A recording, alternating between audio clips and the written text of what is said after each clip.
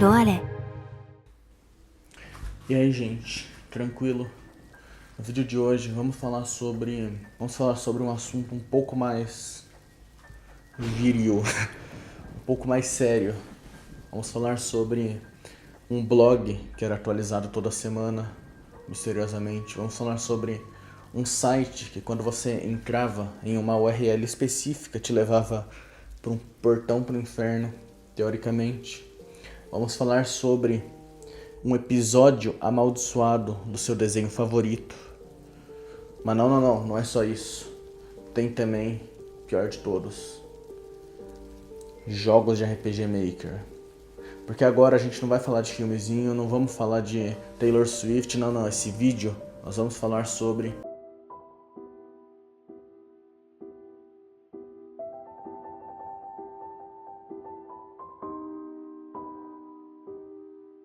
Quando eu falo de terror na internet dos anos 2000, eu quero dizer, né, claramente, creepypasta, episódio perdido, usuário 666, I Feel Fantastic, o que mais que a gente tem? Porra, só coisa foda. Vamos começar falando sobre o clássico, que todos amam, todos conhecem, todos adoram. Vamos falar sobre creepypasta. E se você não sabe o que é creepypasta, meu Deus, se prepare, porque você vai ouvir uma das coisas mais insanas que a sua mente jamais poderia imaginar. Tô fazendo muita graça, né? Eram histórias que eram postadas na internet, né? De terror, normalmente. Acontece, no entanto, todavia, que não era só histórias, né? A primeira creepypasta que realmente foi famosa, não é Slenderman, ao contrário do que muita gente pensa, na verdade é o Ted the Caver. Ted the Caver era um blog que ele se atualizava, eu não sei se semanalmente ou mensalmente, ele se atualizava com uma certa frequência e contava sobre esse cara que gostava de explorar a caverna, né? Ou seja, o cara é maluco. Ele e o amigo dele, ele e o amigo dele iam explorar a caverna e tal, e um dia eles acharam uma caverna. Eles acharam uma caverna que, meu Deus, dentro dessa caverna tinha uma outra caverna. E eles falaram, vou entrar. E eles entraram e eu não vou te falar o que acontece porque você tem que ver essa creepypasta, é insana. Mas o que é interessante é que não é uma história. Era um blog que era atualizado num período de tempo, como eu disse, né? Era real, entre aspas, né? As pessoas acreditavam naquilo. Isso é uma coisa que, pô, o terror é muito mais efetivo quando você acredita nele, né? Isso é óbvio, falando assim, mas eu vou dar exemplos. A Bruxa de Blair. Bruxa de Blair é um filme que, se você vê hoje, você vai achar que é filme de cinéfilo cult, e de certo modo é, mas o filme é tão famoso assim porque, na época, o marketing dele, que vocês estão vendo aqui ou aqui, ele indicava como se fosse real. Eles fizeram um site que postou a foto dos atores, não como atores, né, as fotos das vítimas, como se elas realmente tivessem desaparecido. Muita gente foi ver o filme acreditando que era real. Eu não lembro se foi nesse ou no Exorcista, mas teve gente que desmaiou vendo o filme, teve gente que precisou... Tinha ambulâncias paradas no cinema pra ajudar o pessoal que saía do filme chorando, não sei o que. O filme realmente mexeu com muita gente. E o Exorcista também, né, eu acabei de mencionar, foi outro. Por causa dos efeitos especiais, todo mundo acreditou que era real. Esse fator de enganação, né, de enganar sua mente para acreditar que uma coisa é real, é algo que falta muito no terror de hoje em dia. Algumas das creepypastas famosas que você provavelmente conhece e nem sabe que é uma creepypasta, né? Slenderman, se eu não me engano, começou num post do 4chan, o cara editou uma imagem lá, e daí, nossa, começaram a escrever história, daí fizeram o jogo, daí fudeu. O que mais que a gente tem? A gente tem uma clássica, pelo menos pra mim, eu acho que quem viveu essa época também, mas ela não é nem de longe tão famosa quanto Slenderman ou Suicide Mouse, que eu também vou falar. Abandonados pela Disney, era essa história sobre um jornalista, se eu não me engano, faz um tempinho que eu não vejo, sobre um jornalista que, se eu não me engano, ele decidiu explorar 2 parques abandonados da Disney, né, que estavam ali na região. Tinham várias lendas sobre esse parque, o pessoal evitava falar sobre, eu não lembro tão bem assim, mas a moral da história é que ele chega lá, né, e... Uma história muito boa mesmo. É uma das minhas favoritas também, não sei porquê, gosto muito. Além disso, né, além do Abandonados pela Disney, o que mais que a gente tinha? Tem o Smile Dog, que é essa foto bizarra desse cachorro aqui. Tem clássico, como que eu pude esquecer? meu amigo, meu irmão camarada, Jeff the Killer. Jeff the Killer foi provavelmente uma das creepypastas mais clássicas também, e é sobre esse cara que ele tinha um irmão, sofria bullying, bababá e o caralho todo. Daí numa briga, tem várias versões, né? Eu lembro uma versão que ele briga com o moleque, ele mata o moleque, não sei se mata ou se o moleque só fica zoado. E daí, né, ele queima o próprio rosto, né, com um isqueiro, fica com o rosto todo branco, abre um sorriso com a faca, né? E daí a parada do Jeff the Killer, né, que antes dele fugir de casa, né, ele tá lá em cima do teto, ali ó.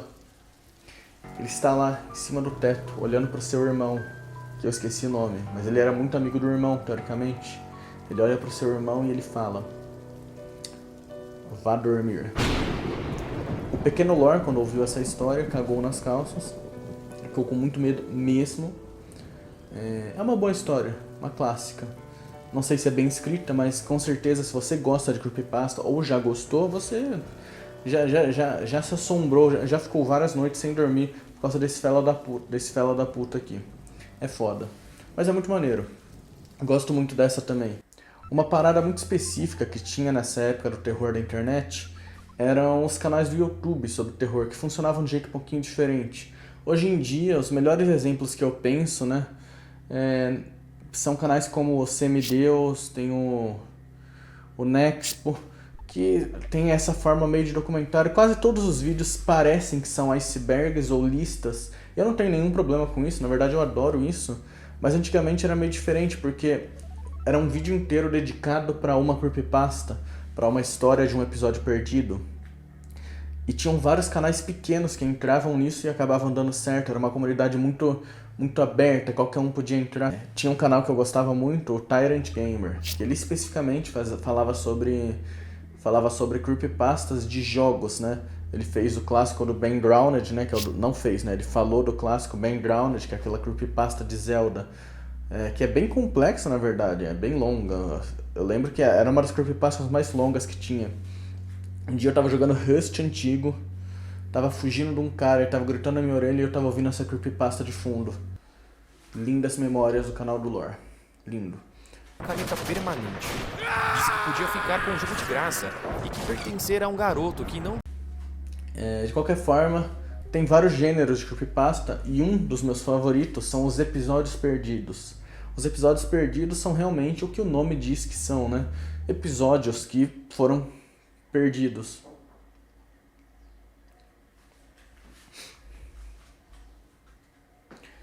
Alguns exemplos que eu posso dar pra vocês disso. Antes vamos falar do mais famoso, né?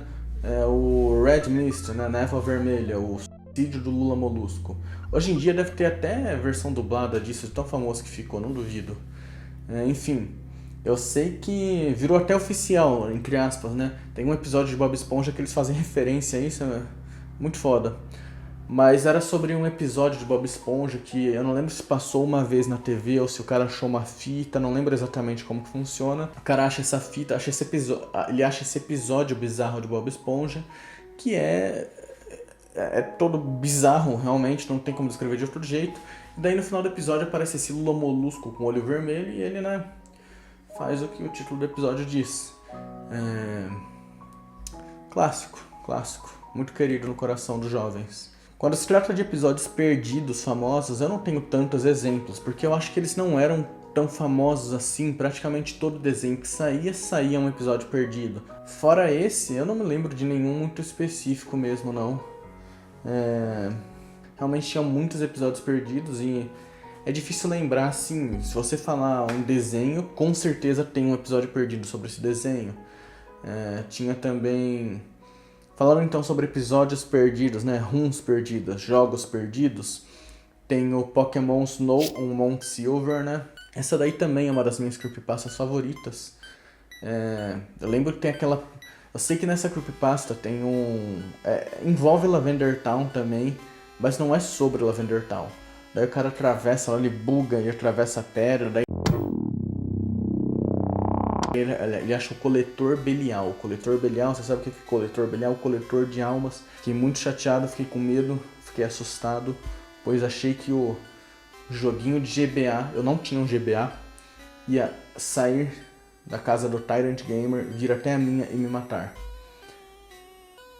Eram outros tempos. Não é só de creepypasta que vivia o terror da internet antigamente, né? Deixa eu segurar isso daqui com a outra mão que tá doendo. Eita, caralho. Eita, teste. Vamos segurar isso daqui com a outra mão que tá doendo. Não era só de creepypasta que vivia o terror de antigamente. Não. O terror de antigamente na internet também tinha na internet em si. O que eu quero dizer? Eu quero dizer coisas como Usuário 666. Você lembra disso? Se você não se lembra, tem um vídeo provavelmente do Você Sabia falando sobre isso. Era um mito da internet tão grande quanto a Deep Web sobre esse usuário, que se você digitasse lá na barrinha do YouTube, no usuário colocar 666, o YouTube ficava todo bizarro. Vocês estão vendo aí do lado ou atrás de mim provavelmente. E era realmente bizarro.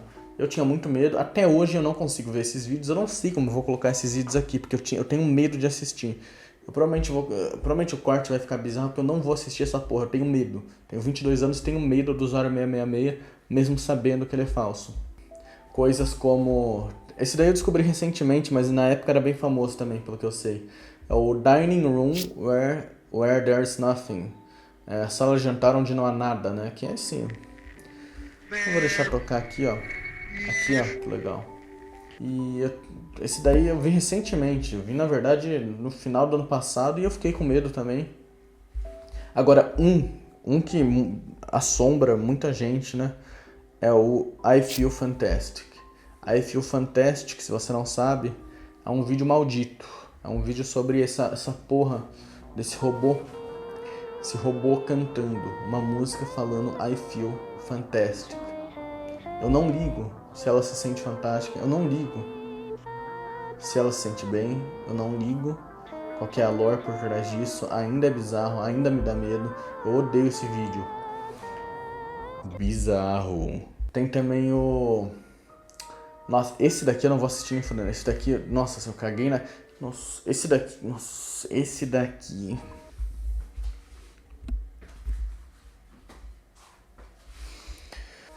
Hey, como que é? Hi Walter, I got a new girlfriend. Oi Walter, eu consegui uma nova namorada. E é sobre esse gordola, que ele arruma uma nova namorada e ele quer mostrar para amigo dele, né? E essa daqui é a namorada dele. Essa daqui. E eu achei que era real quando eu vi na época. Porque uma coisa que eu acho que vocês já devem ter entendido até agora. Primeiro, eu era criança nessa época. Segundo, tudo parecia muito real. O YouTube não era moderado o suficiente para você saber se uma coisa era falsa ou não. Hoje em dia, se você vê um vídeo tipo esse daí do Walter no YouTube, você sabe que é um projeto de arte, você sabe que não é real. E muito legal, porra, que bom, né? Mas ao mesmo tempo isso atrapalha o terror na internet, porque antigamente era muito fácil você ver... Tinha o WebDriver Torso. O que era isso? Você pesquisava, eu não lembro se você pesquisava WebDriver Torso ou como que era exatamente, mas o YouTube ficava desse jeito aqui, era isso. Como a gente tinha pouca informação nessa época, isso daí já era o suficiente para fazer muita gente cagar nas calças. Era absurdo. Tudo era muito fácil de se acreditar. Sim, eu era criança, mas eu tenho certeza que muita gente adulta dessa época acreditava e também tinha medo dessas coisas. Não porque elas eram idiotas ou não sei o que. Muita gente fala que está dessensibilizada com o terror hoje em dia, mas eu não acho que é isso.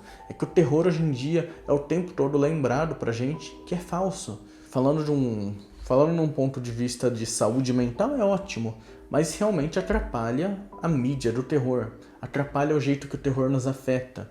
Porque quando você vê o Mandela Catalog ou você vê as Backrooms, você sabe que é falso. Porque o YouTube nunca permitiria algo minimamente violento ou explícito na plataforma. Porque tudo é muito seguro na internet hoje em dia, tanto por bem quanto por mal. Acabou a parte séria do vídeo, vamos voltar para fazer graça, né? Vamos falar outra coisa que tinha, que eu sinto muita saudade, né? Mas isso daí é realmente produto do seu tempo, né? Não tem muito o que ser feito. Não acho que seja um problema ter ido embora, é só algo que eu sinto saudade por nostalgia, que eram os jogos de RPG Maker. RPG Maker, se você não sabe, era essa engine, né? Esse programa de criação de jogos em que qualquer pessoa podia baixar, provavelmente de graça, seguindo o tutorial desse maluco aqui, esse cara é foda, E daí você começava a fazer jogos de RPG, evidentemente. E tinham vários jogos, assim, vários jogos mesmo. Quem que lembra também da espera infinita pela sequência de Mogeko Castle? Mogeko Castle era esse jogo de RPG Maker também, né? Ficou muito famoso quando esse cara aqui, eu não sei se vocês conhecem, o Electronic Desire G, quando ele fez um vídeo sobre, ele fez uma série de Mogeko Castle, e daí no final do jogo eles anunciam essa sequência absurda, que parece a coisa mais foda do mundo, parecia pelo menos na época, e nunca saiu, ou se saiu, saiu depois do interesse já ter ido embora. Tinham muitos jogos, tinha IB, Mogeko Castle, Witch House, Aoni, Creepypasta Land, Corpse Party, tinha muita coisa, eu não vou me lembrar de tudo agora, evidentemente, mas todo mundo podia fazer um jogo e por causa disso tinham vários jogos de terror muito bons. Esses daí que eu mencionei, a maioria deles está na Steam agora, ou vai ser lançado em breve, né? No geral, o vídeo é isso, era só pra gente relembrar como que era o terror na internet de antigamente, que eu sinto saudade e eu sei que muita gente também sente a maneira que as coisas funcionavam, né? Muito obrigado por você vir até aqui, esse vídeo, ó, tô de pé, qualidade subiu junto comigo, gostaram a metalinguagem? Isso não é metalinguagem. Muito obrigado e tchau.